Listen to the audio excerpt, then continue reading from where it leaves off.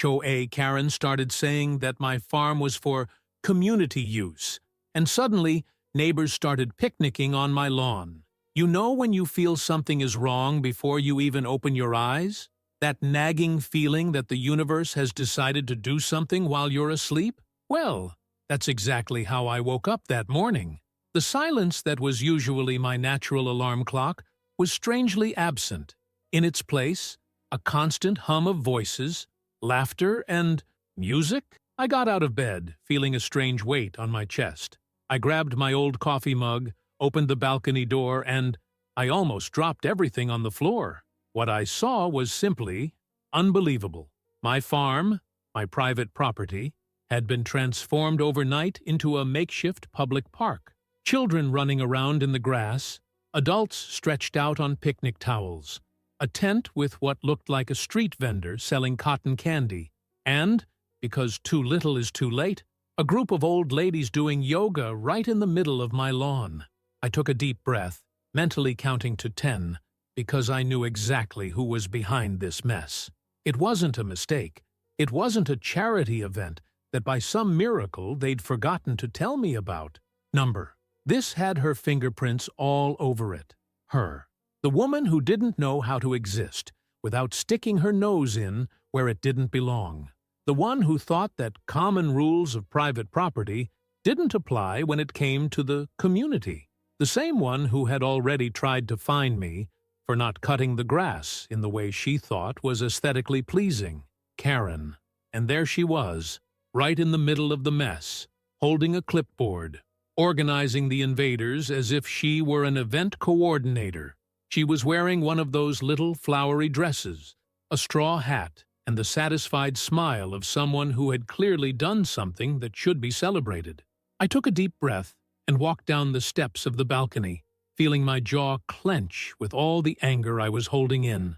I walked over to where she was standing, dodging a child who came running and almost hit me in the knee.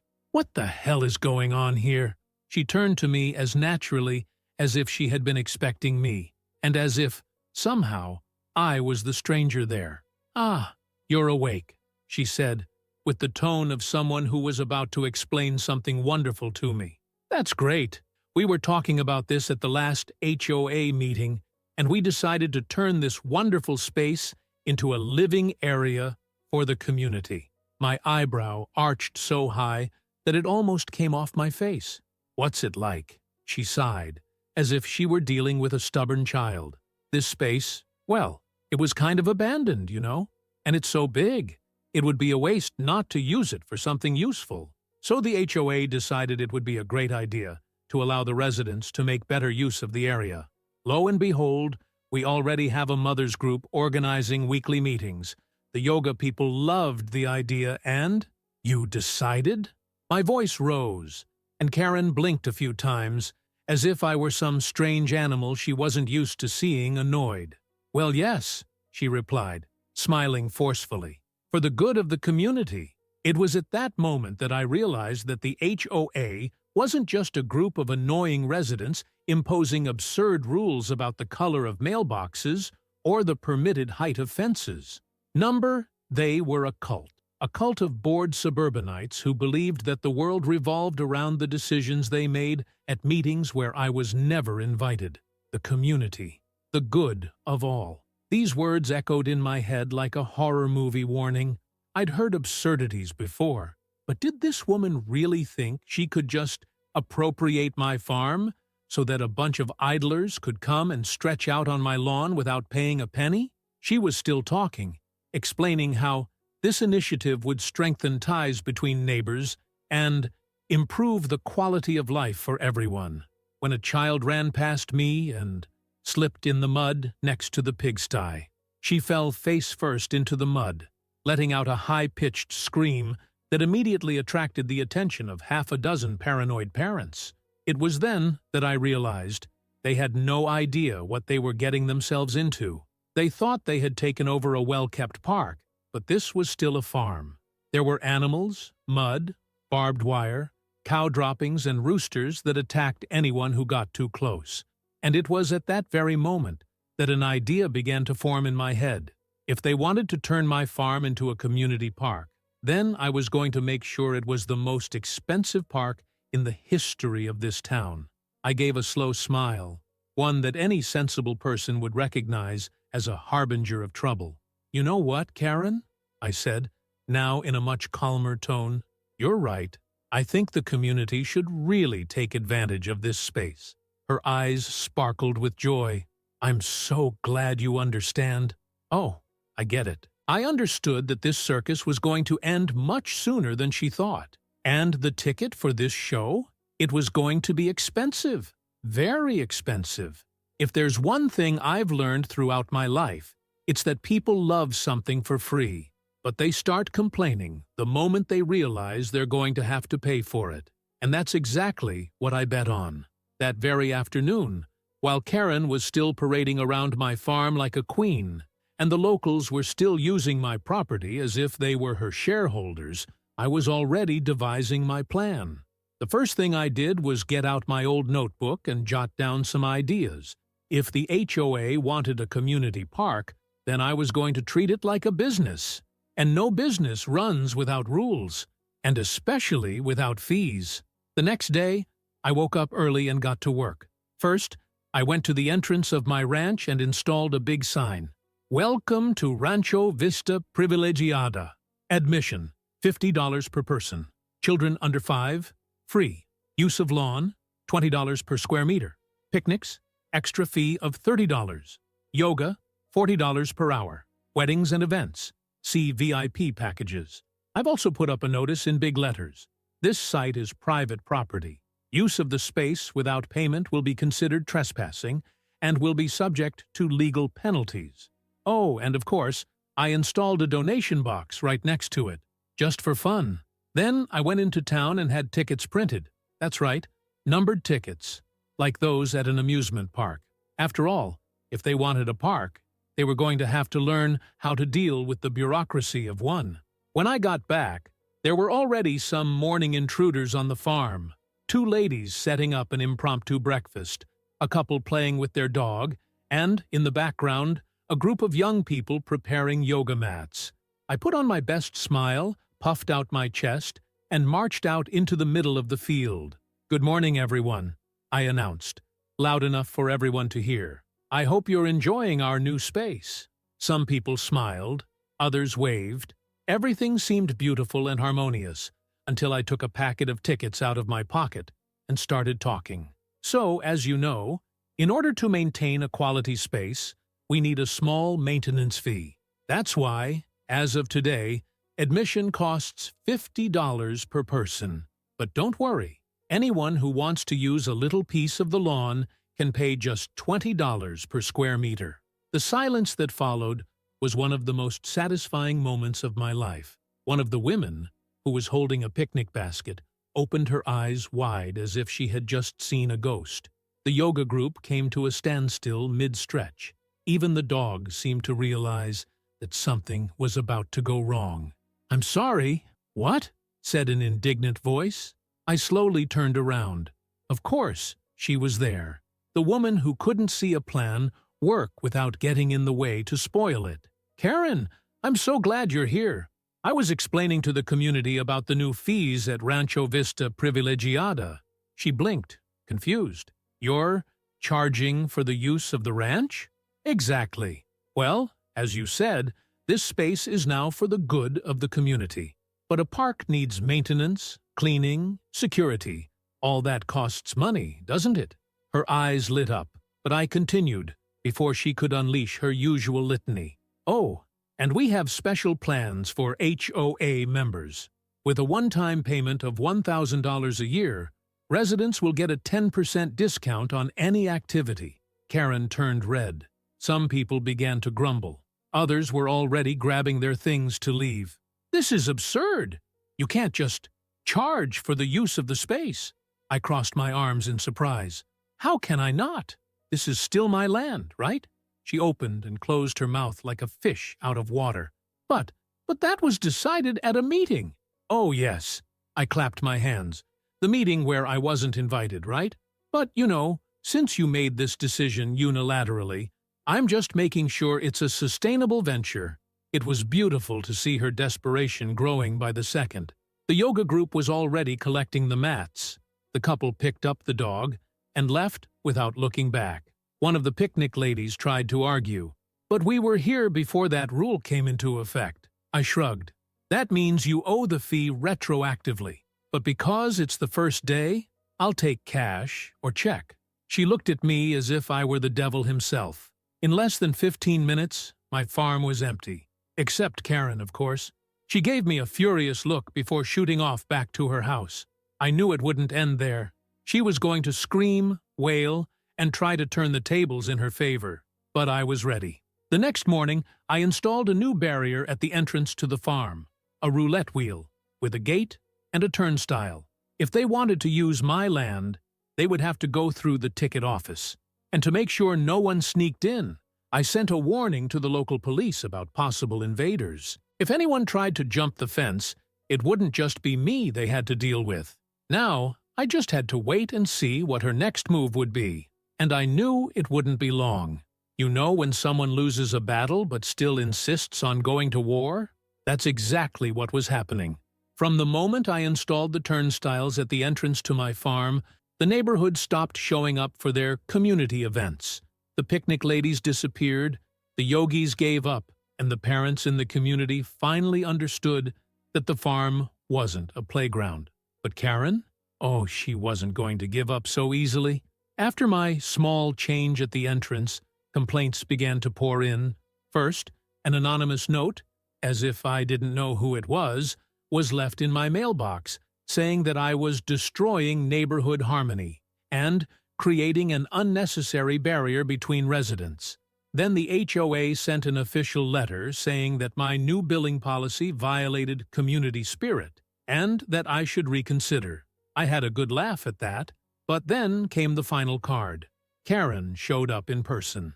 The next morning, I was sitting on the balcony, enjoying my coffee and the newly regained peace, when I heard a noise outside. A car stopped abruptly in front of the farm, and before I even had to get up to check, I knew who it was. There she was, getting out of the car with her inseparable notepad, the determined steps of someone who thought she was about to solve a problem with her charm and her insistence. "Good morning," she said, with a false tone of friendliness. I took another sip of my coffee and replied without much haste. "For some, maybe," she snorted, already impatient. "I came to talk to you about this absurd thing you put at the entrance." "Oh, you mean the ticket office? The ticketing system?" Karen squeezed her eyes shut. "You can't do that." I crossed my arms, pretending to think. That's funny, because I checked and, in fact, I can. My farm remains private property. Now, if you want to use a private space for community events, I think charging makes sense. She took a deep breath, trying hard to stay calm. "You're being ridiculous. The community needs this space. You're hurting all of us." "No, Karen, I'm just stopping you from blatantly stealing my property as if it were for public use." She turned red. "You can't just turn a community space into something profitable." I got up slowly from the chair, leaving the mug on the table and putting my hands in my pockets. "Let me get this straight. When you decided, without my permission, that my farm would be a park, everything was fine. But now that I've decided that this park has a price, I'm the one who's being dishonest?" Her silence was confirmation that I was right. Karen pressed her lips together, clearly at a loss for an argument. But I knew it wasn't over yet. And, in fact, it wasn't even 24 hours before her next move. The next morning, I woke up to a strange sound coming from the entrance to the farm. When I got there, I saw what she had done. My turnstile had been destroyed, simply ripped out. The collection plates were lying on the ground, some of them broken. The donations box? Gone. I wasn't surprised at all. I looked around. What was left of the ticket office showed obvious signs of vandalism. And guess what? Some people were already taking advantage of the situation to return to my farm as if nothing had happened.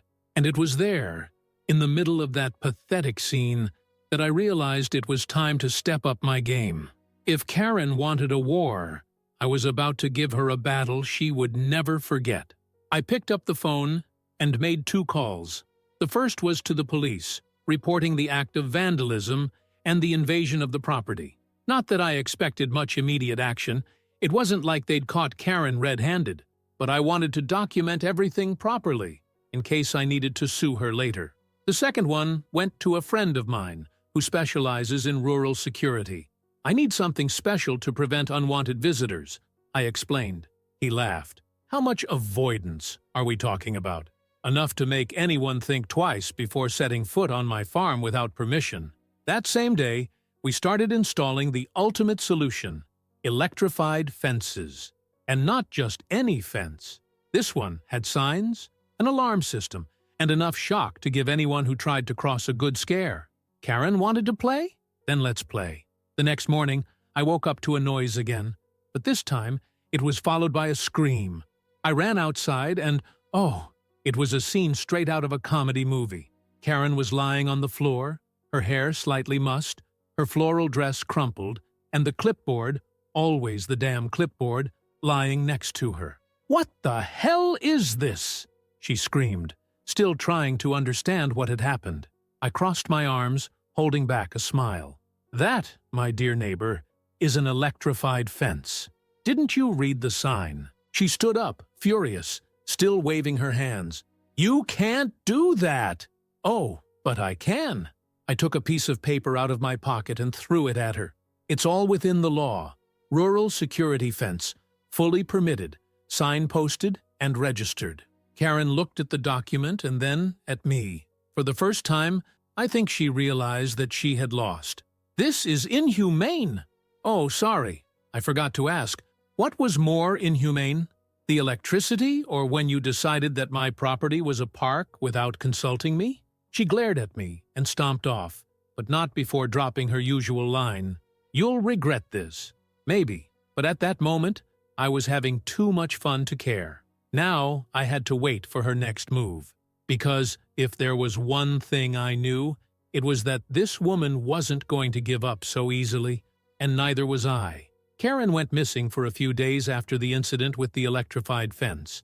Maybe she was licking her wounds. Maybe she was planning her next move. But one thing was certain. It wasn't over yet. It was impossible for this woman to accept defeat without trying to make amends. And I was right. On Monday morning, a summons arrived in my mailbox. I opened the envelope with an inkling of what I would find, and, to the surprise of absolutely no one, the HOA was suing me. They claimed that my fence posed a safety risk to the community, that I was creating a hostile environment for the neighbors, and that my charging for the use of the farm violated the principles of coexistence in the neighborhood. I laughed.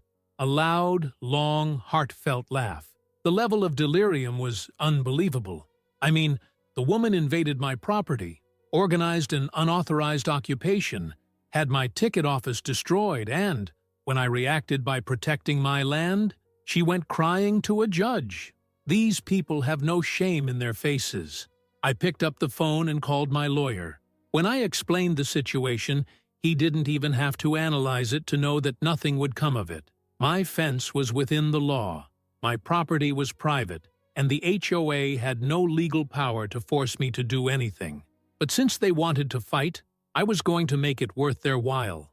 I started gathering evidence of everything. Photos of my farm taken over by the neighborhood, videos of the invasion, images of the fence destroyed by Karen's cronies. I even found residents who were willing to testify that they were never consulted about this so-called community decision to turn my farm into a public park. And the best thing of all?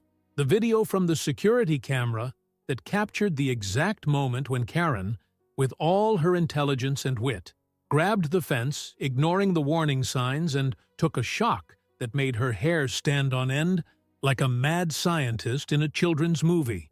On the day of the hearing, I entered the courtroom with a discreet smile on my face. Karen and some members of the HOA were already there, sitting on the other side of the room, trying to maintain a serious appearance. She wore a hideous beige suit and held her inseparable clipboard as if that made her more respectable. My lawyer didn't seem worried at all. The judge reviewed the documents, listened to the HOA's arguments, and then heard my defense. When I showed the video of the electrified fence in action, I noticed her lips twitch slightly, holding back a laugh. But when I presented the evidence of trespassing and vandalism, the smile disappeared. Karen tried to argue that she was only looking out for the good of the community. The judge cut her off on the spot, making it clear that the community had no right to my property. And then came the final blow. Not only was I within the law, but I was also entitled to compensation for the damage caused. The decision was swift. The HOA lost the case. Karen was held responsible for the vandalism and trespassing. The association was forced to pay for the damage to my property. My fence remained untouched. And, to put the icing on the cake, my new policy of charging for the use of the farm was deemed completely valid. When I left the courtroom, I felt like a victorious man. But the best was yet to come. Over the next few days, the community turned against the HOA. Residents realized that they were paying absurd fees to an incompetent association, and that Karen was using the power she had only to feed her own ego. They began to question where the money was going, because there were always new fines, but no real improvements in the neighborhood. The result was inevitable. A petition was created and signed by the majority of residents calling for the dissolution of the HOA. The HOA died. Karen, who had spent years thinking she owned the neighborhood, was stripped of any position of power. Her influence evaporated overnight. It wasn't long before her house was put up for sale. I heard from the few neighbors I talked to that she tried to resist, tried to convince people to keep her in office, but no one wanted to hear her shrill voice giving orders anymore.